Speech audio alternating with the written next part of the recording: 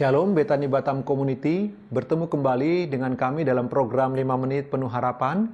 Hari ini kita melanjutkan 2 poin lagi Bapak Ibu, bagaimana cara kita mengetahui rencana Tuhan dalam hidup kita atau kehendak Allah bagi kehidupan kita. Kita belajar 2 hal lagi hari ini Bapak Ibu, bagaimana cara kita tahu bahwa ini adalah kehendak Tuhan, rencana Tuhan bagi hidup Bapak Ibu dan saya. Yang pertama Bapak Ibu, melalui pengalaman hidup pribadi, pengalaman hidup tertentu, mengalami pengalaman tertentu dalam hidup kita, itu bisa membawa kita untuk mengetahui bahwa ini adalah rencana dan kehendak Allah. Melalui peristiwa-peristiwa yang kita jalani dalam hidup ini.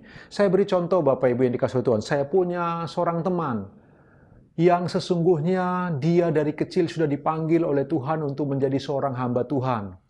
Namun dia terus masih menolak, dia beralasan begitu rupa karena dia tidak terlalu yakin bahwa dia dipanggil Tuhan untuk menjadi seorang hamba Tuhan sepenuh waktu. Full time seperti saya sebagai seorang pendeta. Lalu suatu kali mereka bermain sepak bola. Sementara bermain sepak bola tiba-tiba hujan datang lalu petir menghantam sampai kemudian dia hampir saja tersambar petir.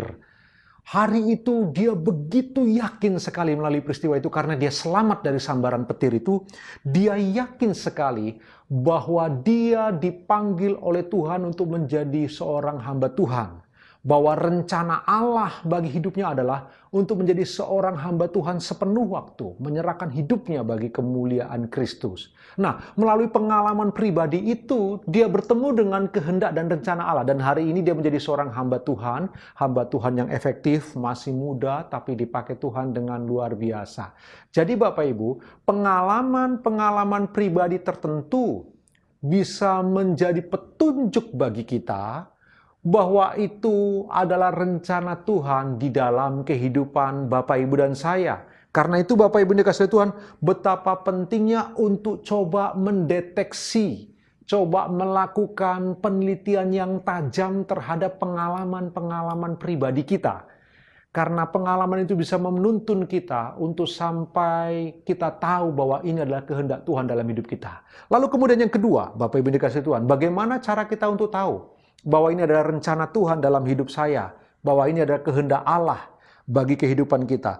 Yang terakhir, melalui tanda. Bapak Ibu, di Alkitab ada banyak sekali peristiwa di mana orang-orang tertentu Tuhan menggunakan tanda dan mereka juga meminta tanda, seperti Gideon meminta tanda, seperti hambanya Abraham yang bernama Eliezer meminta tanda. Ada orang-orang tertentu yang meminta tanda di Alkitab untuk mereka tahu ini rencana Tuhan atau tidak, ini kehendak Allah atau tidak. Dalam hidup kita juga begitu Bapak Ibu yang dikasihi Tuhan, kita bisa bergumul kepada Tuhan, meminta tanda kepada Allah. Namun kita perlu berhati-hati. Waktu kita meminta tanda, kita harus sungguh-sungguh objektif. Saya beri contoh Bapak Ibu.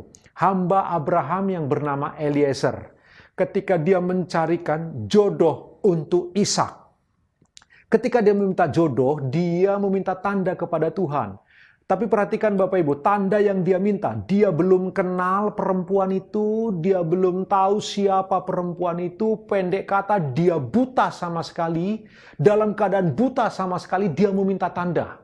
Siapapun yang memberi air minum kepada unta-untaku, menawari aku minum, maka itu adalah jodoh untuk anak tuanku, dia berkata begitu. Jadi dia buta sama sekali tentang perempuan itu, lalu kemudian dia meminta tanda. Dan ketika kemudian kita tahu bersama-sama ceritanya, Ribka kemudian memberi minum unta-untanya, kemudian memberi minum Eliezer juga, lalu Eliezer tahu inilah yang dari Tuhan. Jadi waktu kita meminta tanda, kita perlu, jangan kita begini, kita telah suka kepada sesuatu, kita suka kepada seseorang, lalu kemudian kita minta tanda kepada Tuhan, Tuhan apakah benar orang ini datang daripadamu? Padahal kita sudah suka terlebih dahulu, jadi nanti menjadi begitu subjektif, kita nggak objektif lagi dalam meminta tanda. Poin yang saya mau beritahu, tanda, meminta tanda kepada Tuhan itu boleh untuk mengetahui rencana dan kehendak Allah. Tapi pastikanlah, waktu kita meminta tanda, kita objektif.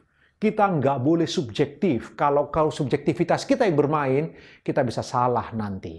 Bapak Ibu, mari kita merenungkan bagian ini bersama-sama. Ingatlah, pengalaman hidup kita bersama Tuhan bisa menuntun kita kepada rencana Tuhan. Lalu kita juga boleh meminta tanda untuk kita tahu kehendak Allah atau bukan.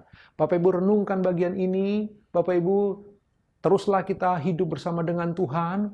Tuhan Yesus memberkati Bapak Ibu. Selamat beraktivitas.